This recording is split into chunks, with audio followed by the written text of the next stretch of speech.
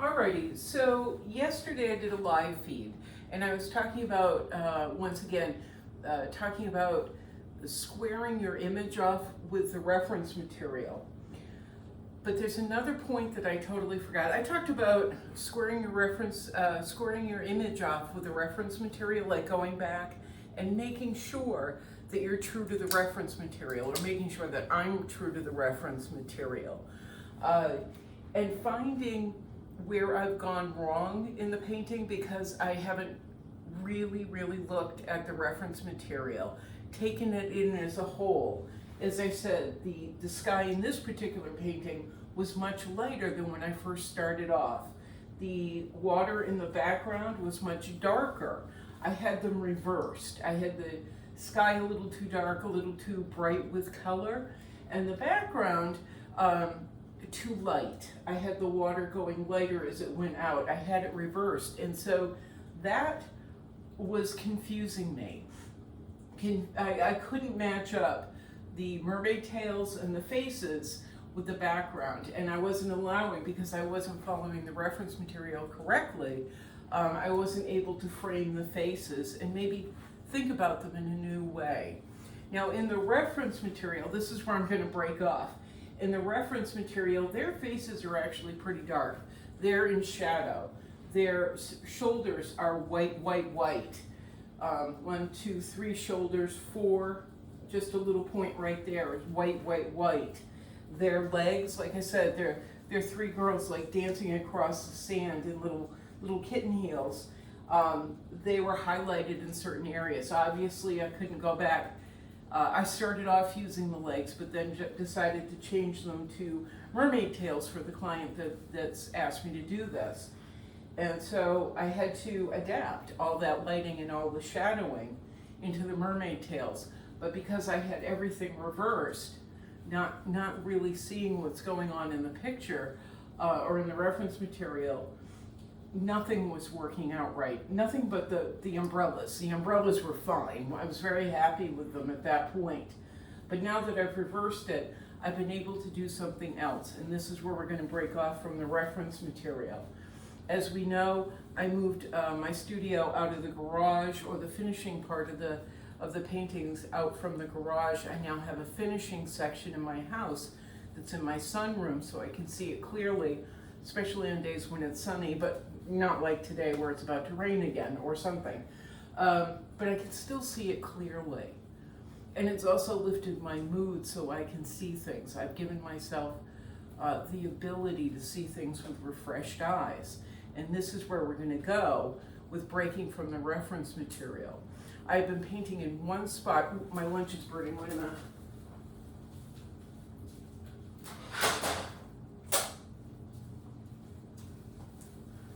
I'm cooking turkey burger again, and I can smell it burning and hear it. And that's one of the benefits of being out here now. I'm more in my home. I'm more in where I live, and my art is in my home instead of separate from where I really want to spend more time out in the sunlight. Anyway, this has refreshed my look, but I was painting once again. I'm going to go back to it. I was painting up against one particular wall and not allowing myself to refresh. And that's something that I talk about in a lot of videos, is refreshing your point of view. So I took this particular painting, once I had achieved certain levels, it's not done, but once I've achieved certain levels, taken it from the one spot it was in and started moving it around the house. And I actually put it here. I'll show you where we are. Here's my kitchen. My living room I'm standing in the living room area. So as you can see, I have a nice big open space that I wasn't utilizing. Much like staying in the garage, I wasn't utilizing the entire space and using the entire space as my art studio. I have a hallway right over there down to my bedroom where sometimes I place paintings, but this is the thing, is taking it out of that one area that I have committed to finishing my paintings and moving it over here or over to the hallway so I can see everything with completely new eyes. Totally refresh my brain and reconnect with the images. This morning I went through, because I was having such a hard time. This has been over a month, painting and repainting these faces. I think close to 5 weeks out in the garage painting and repainting these faces. And I could never get them right. Part of it, again, was the dark sky and the incorrect water, the lighting on the water. But when I put it over here, I went, oh, that's what I'm missing. I've got to lighten everything up. Because if this works out for the client, eventually it's going to be photographed and then printed. And I've got to make sure, knowing the printer, the quality of the print that is made, knowing the type of machinery that they have, recognizing it from other prints that I've made, I know that the colors aren't going to be quite right. They're going to be skewed. The faces were dark, back to the reference material where the girls are in shadow. I had these three, way too dark. The photograph will be fine. The printer, however, with the equipment they're using, may make them even darker. So I would lose any subtleties that are actually in the painting. Now, another habit I have, besides moving things around, is turning off all the lights, or some of the lights at night, taking off my glasses so I can't see it clearly. I can't see anything clearly, but I take my glasses off, turn off the lights, step across the room. And I've talked about this in other videos. Again, it's like the same subjects over and over again sometimes, but I want to drive this point home. I don't see well. Turn the lighting down dark before I decide it's done. And how is it translating to the viewer across the room? Not from 3 feet away or 5 or 10 feet away, 12 feet away. You want to get a little bit further away to make sure, or I like to get further away to make sure that it's translating. It's like another language. And the viewer is someone who's just learning this language. They're just starting to understand this language, like Helen Keller with the water. She didn't understand what the teacher was saying to her when she was spelling out water. She didn't understand until the teacher grabbed her and made it perfectly clear. This is water. This is what I want you to understand. So by taking my image, at night and turning off a number of lights and then standing across the room, I am making myself Helen Keller in this analogy, and I'm trying to see it. How is it going to convey to me in different lightings? How is it going to convey to the viewer different lightings and from different points of view? And I think I've hit it. I've lightened a number of the spots on their faces that are actually in shadow in the reference material, but I've given them light so that across the room and in a print, it will actually feel more correct. This lightness will give the printer the ability, the flexibility to kind of play with it and not have the print come out too dark. So that's what I'm trying to say. I've highlighted bits in the umbrella that are not correct to the reference material, but at this point we've put it away, and now it's about pulling everything together and making it feel whole, feel correct. Just like in the abstracts, when I take them and turn them. I do that with all my paintings. Turn it sideways. You've seen me. Turn it on its corner. Make sure it feels correct. So I'm pretty happy. We're almost done. I've got to highlight sparkles of white and maybe some color in the water. Just doink, doink, doink, doink, doink. Giving them little boink, boink, boinks of color and light. And then I think we're good to go. I did put in dark spots in the clouds, and then I'm going to lighten them up a little bit more. Remember, the back clouds a few days ago were pink, and they were swallowing the image. I thought pink would be fun, it would be great. It's not, not my favorite color. I would never have pink in my home, not in a million years. but I thought, you know what, this will have an appeal. But it wasn't working with the girls, with the image as a whole. So we've taken that out of the equation now. And this is another face I was having trouble with, sorry girls, yesterday. There we go. This is another face I was having with yesterday. But once I took those girls and moved them from my little painting corner over there to my whatever area this is, the kitchen living room area, and started to reassess them, it allowed me to reassess her. And I did exactly this. I picked her up. Well, last night I kind of lowered her eyes a little bit, extended her eyelashes up, gave her more of a dramatic feel, a little bit more of a coy, dramatic feel.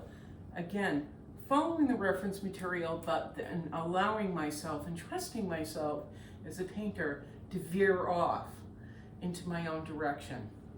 So I took Little Miss Mermaid, once I kind of recalibrated her eyes, and also added, it's a purple, a couple of different purples to this shadow area, and then reapplied it in other darker areas down below.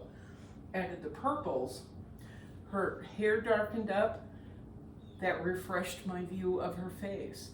Placed it in other places, refreshed my view of the figure as a whole. But it allowed me to see the eyes in a new way. I was able to lower them. I added purple coming up, so she's got this little cat eye look. Picked her up, brought her over here, and then started using these faces as a way to bounce ideas off of her face. I went light, light, light. The thing I was doing wrong for weeks was trying to leave this a really dry brown with a little bit of teal. Like, it was just dry, it wasn't feeling alive, and it wasn't doing her face any service. It wasn't helping the rest of this painting, which have richer colors in them. So darkened that up, framed her face, lowered her eyes, gave her cat eyes, used these three as reference material, and we're good to go. Now I can just go in, finish up the background down below, just like on these girls, and I think I'm very, very close to having her finished. Now let me show you another painting I'm not particularly pleased with, but we're going to follow the same rules. I'll be right back.